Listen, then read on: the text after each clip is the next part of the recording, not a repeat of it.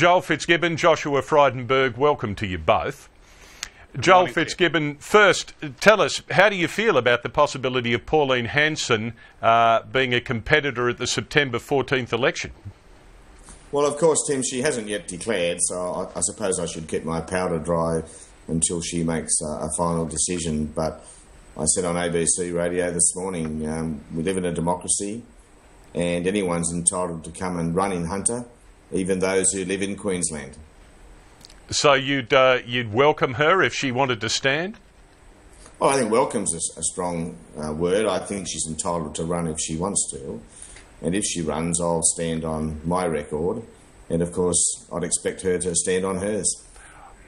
Joshua Frydenberg, what do you think the Boston incident yesterday, the explosions in Boston, tell us about the danger of terrorist attacks here in Australia? Or aren't there that many lessons to be learned? Well, Tim, it's a heinous crime and on a soft target. 27,000 runners in the Boston Marathon.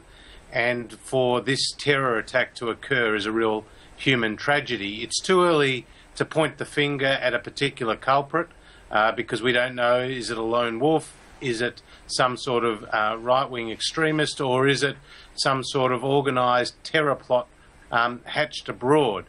So I wouldn't want to jump to any conclusions, but it should force a reassessment of security at major events, even at home here, because I don't think we should kid ourselves. Australia is a target for terrorists because of our Western values and our Western ways. I mean, we do know that the Holsworthy barracks and the Lucas Heights were also the target for terrorist activities, and we know that our intelligence services, particularly ASIO, and our law enforcement agencies, particularly the AFP, are constantly vigilant and fighting against this particular threat. So I just say to Australians that this is a tragedy and that it does remind us that both the Americans, our friends and allies, and here in Australia, we are under a continuous terrorist threat.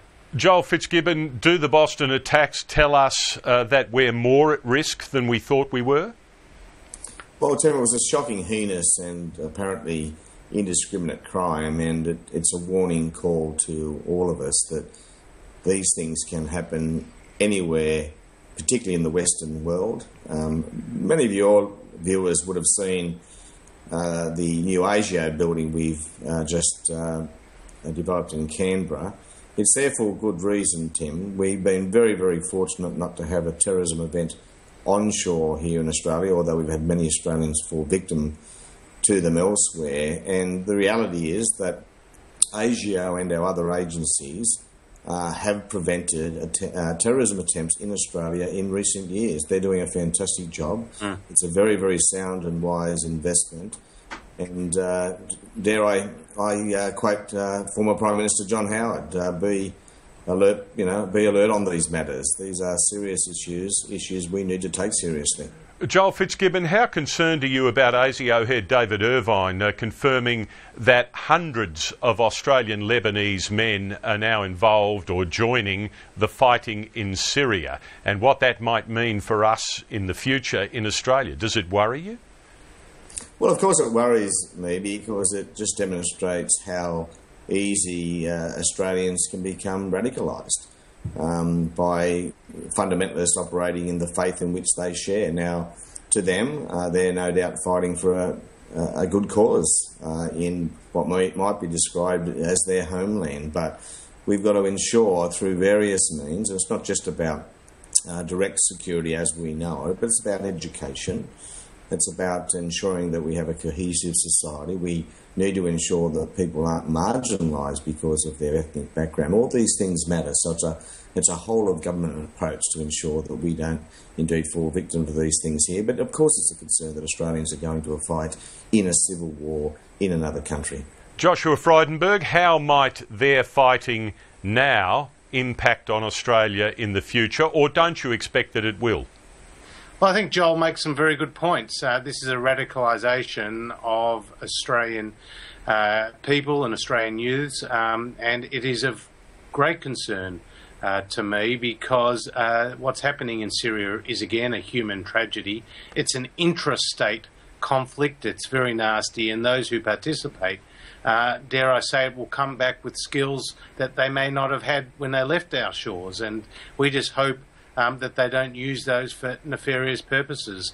So I am concerned about it. I think David Irvine, who's very experienced in both security matters as well as diplomacy, wouldn't have made these public comments if there weren't an adequate basis for the concern. So I think we do need to take it seriously, and I'd call upon our intelligence agencies and our law enforcement agencies to double their efforts to ensure that there is no negative flow-on effects for the Australian public. There are just a couple of other topics before we close this morning. Joshua Frydenberg, what about the review process that's in place under Labor for those in immigration detention who've had adverse findings from ASIO?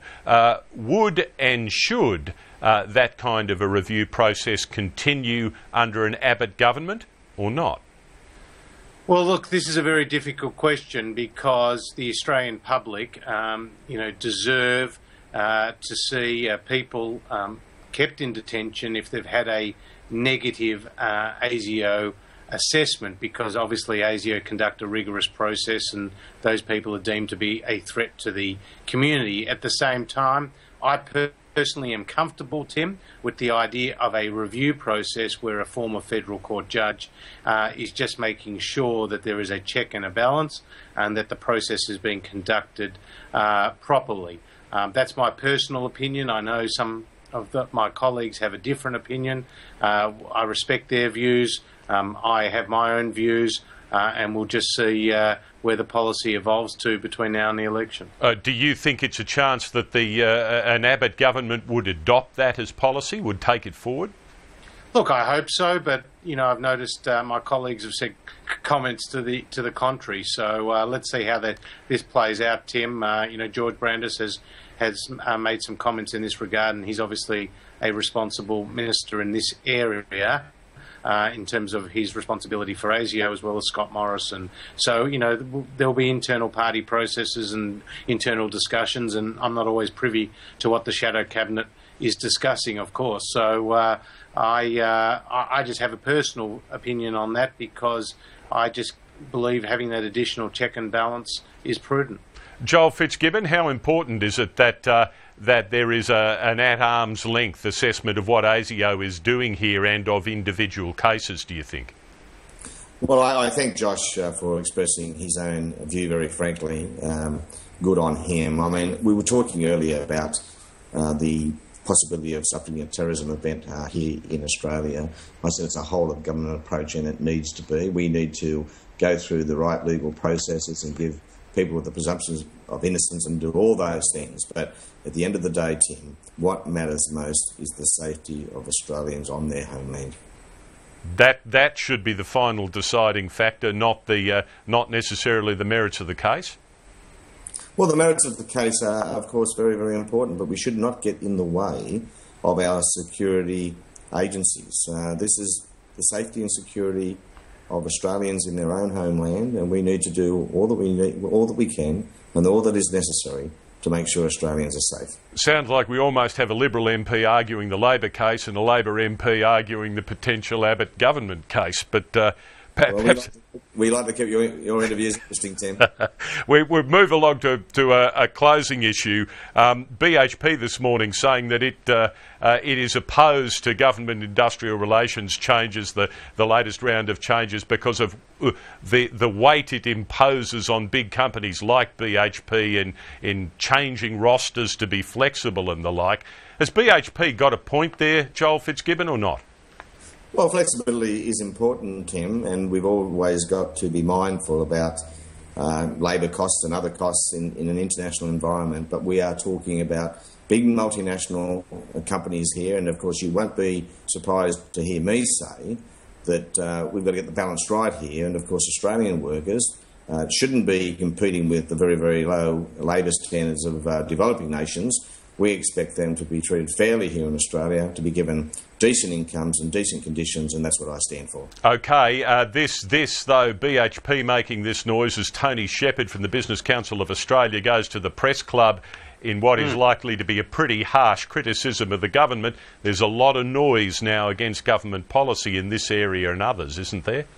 Well, you know, in an increasingly difficult global environment, we are coming off the back of a global financial crisis. Companies will war game and do all they can to improve their bottom line on the behalf of their shareholders. I can only say again, they shouldn't be looking first to those who really produce the wealth for them, and that is those at the coalface. And obviously, I'm very concerned to ensure that Australian workers get Australian working conditions. Josh Frydenberg, protect the workers first or not? Well, we protect the workers by helping to create jobs, and that's what BHP does. So I have a lot of sympathy with what BHP has said. I mean, Tim, you know, leading business groups have outlined how the Fair Work Act has increased the power of the unions in over 120 different areas, including right of entry. And we've had Kathy Jackson of the HSU describe Bill Shorten, the relevant minister, as Dracula in charge of the blood bank. And this Prime Minister is particularly weak politically, and so therefore she has to go cap in hand constantly to the unions. It doesn't matter if it's on the 457s or if it's on abolishing the Australian Building and Construction Commission. So I actually think that the unions have never had it so good as they've had it now under this government and under this weak Prime Minister and this Minister for the Unions, namely Bill Shorten. And I just think it's counterproductive to the long-term interests of employees and workers, because there won't be the jobs available if we don't increase our productivity, if we don't make Australia an attractive place to invest. And we do that by having an effective industrial relations climate, not one in which the unions dominate. Joshua Frydenberg, Joel Fitzgibbon, both very generous with your time. Thank you for coming together this Wednesday. Thanks, Tim. Thanks very much, Joel. fellas.